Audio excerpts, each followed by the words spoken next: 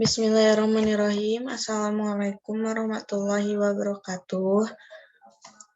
Perkenalkan, kami dari kelompok 5 yang beranggotakan Nindi Rahayu, saya sendiri Isti Munadiah, Alfi Jauhar, Intan Aulia Putri, dan Hilmi Nurul Fadilah. Di sini kami dari kelompok 5 akan membahas tentang agama dan psikoterapi. Untuk pemateri yang pertama yaitu Nindi Rahayu. Waktu dan tempat dipersilahkan.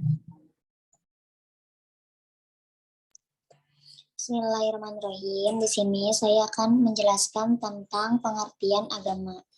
Agama, din, religius adalah salah satu sistem credo, tata keimanan atau tata keyakinan, atau adanya yang mutlak di luar diri manusia.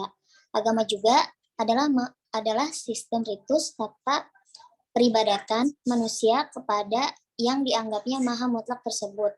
Agama adalah salah satu sistem norma, tata kaidah atau tata aturan yang mengatur hubungan manusia sesama manusia dan hubungan manusia dengan alam lainnya, sesuai dan sejalan dengan tata keimanan dan tata kepribadatannya.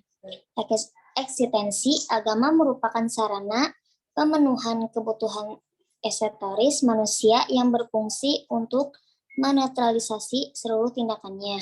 Tanpa bantuan agama, manusia senantiasa bingung, resah, bimbang, dan gelisah.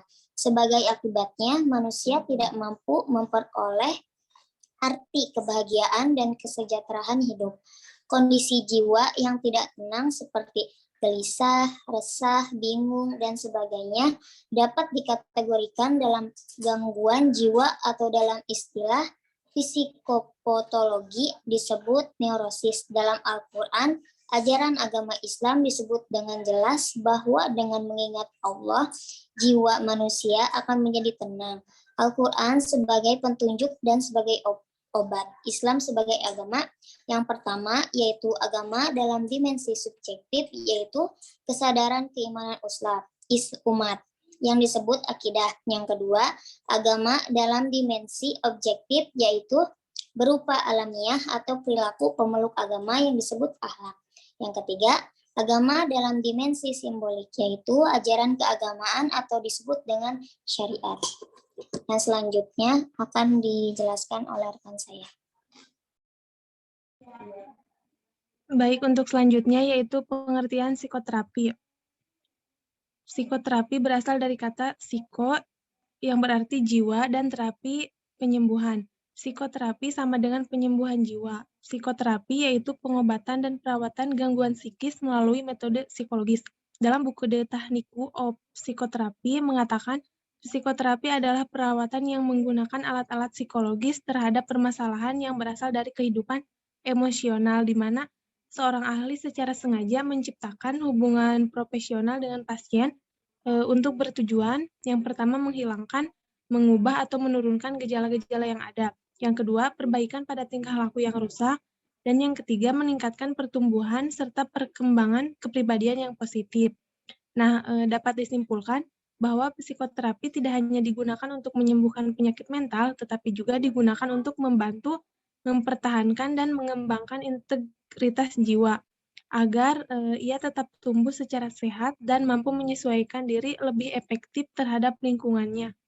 Adapun untuk macam-macam psikoterapi, yang pertama bisa membaca Al-Quran sambil mencoba memahami artinya.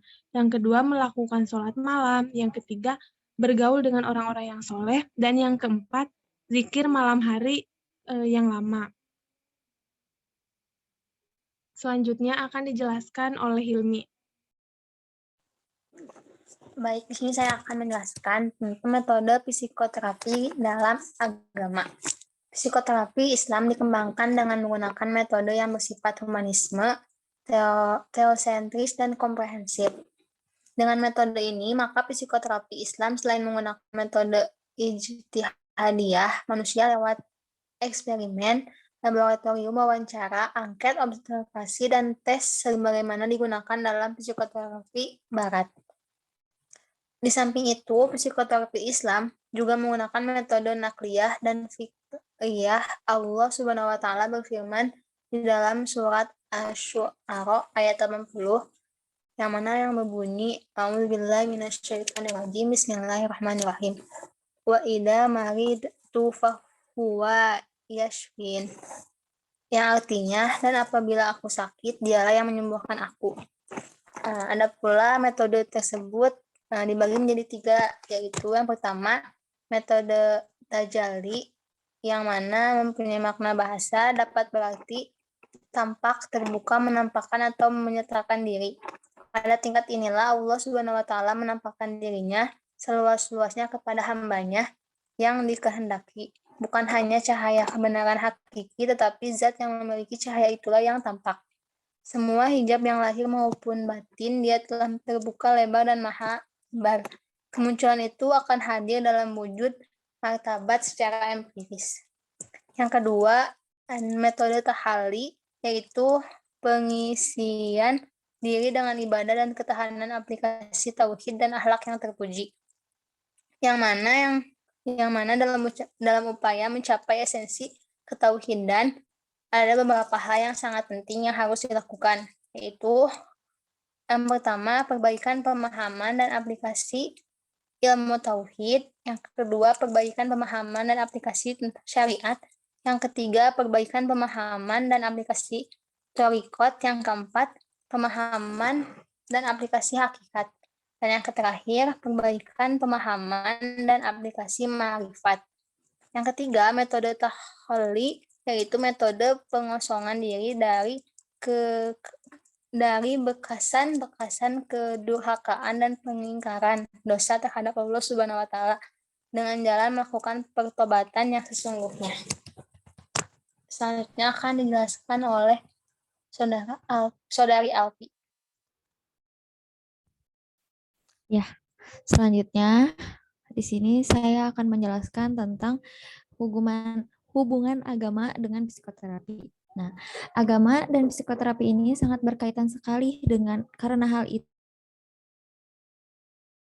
pada seseorang yang mengalami kesulitan baik lahiriah maupun batiniah yang menyangkut kehidupannya di masa kini dan di masa mendatang secara proses dan bertahap. Bantuan tersebut berupa pertolongan di bidang mental, spiritual, agar orang yang bersangkutan mampu mengatasinya dengan kemampuan yang ada pada dirinya sendiri maupun dorongan dari kekuatan iman dan takwa kepada Tuhan. Yang terakhir selanjutnya akan dibahas oleh Saudari Isti.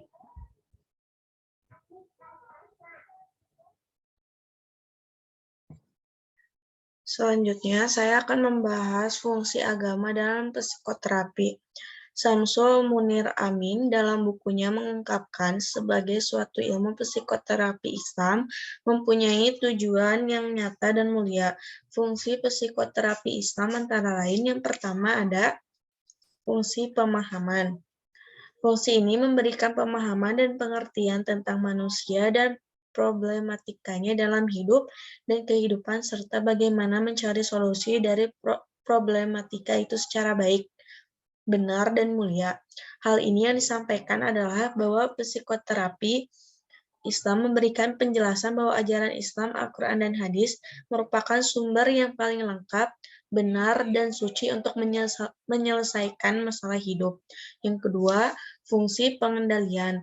Fungsi ini memberikan potensi yang dapat mengarahkan aktivitas setiap hamba Allah agar tetap terjaga dan pengendalian dan pengawasan Allah. Yang ketiga, fungsi peramalan. Fungsi ini memberikan potensi yang dapat mengarahkan aktivitas setiap hamba Allah agar tetap terjaga dalam pengendalian dan pengawasan Allah. Selanjutnya yaitu fungsi peramalan memiliki potensi untuk dapat melakukan analisis ke depan tentang segala peristiwa, kejadian, dan perkembangan. Selanjutnya ada fungsi pengembangan. Fungsi ini memiliki potensi untuk mengembangkan ilmu keislaman, khususnya masalah manusia dengan segala seluk-beluknya, baik berhubungan dengan problematika ketuhanan maupun problematika kehidupan. Yang terakhir yaitu fungsi pendidikan. Fungsi ini memiliki potensi untuk meningkatkan kualitas sumber daya manusia, misalnya dari keadaan tidak tahu menjadi tahu, baik buruk maupun baik atau dari yang sudah baik menjadi lebih baik. Selanjutnya yaitu kesimpulan. Psikoterapi adalah pengobatan secara psikologis untuk masalah yang berkaitan dengan pikiran, perasaan, dan perilaku. Psikoterapi berasal dari kata yaitu psik, yang artinya jiwa, pikiran atau mental, dan terapi yang artinya penyembuhan, pengobatan, dan perawatan. Oleh karena itu, psikoterapi disebut juga dengan istilah terapi kejiwaan, terapi mental, atau terapi pikiran. Dalam Islam, dapat menyembuhkan semua aspek psikopatologi baik yang bersifat duniawi maupun ukhrawi. Islam juga sudah menyediakan penawar terhadap munculnya masalah kejiwaan melalui berbagai macam bentuk ibadah di dalamnya. Sholat, doa, zikir, dan ibadah lainnya sebagai ibadah yang membentuk kesiapan manusia dalam menghadapi stres. Baik, sekian dari kelompok kami. Mohon maaf bila ada kesalahan. Wassalamualaikum warahmatullahi wabarakatuh.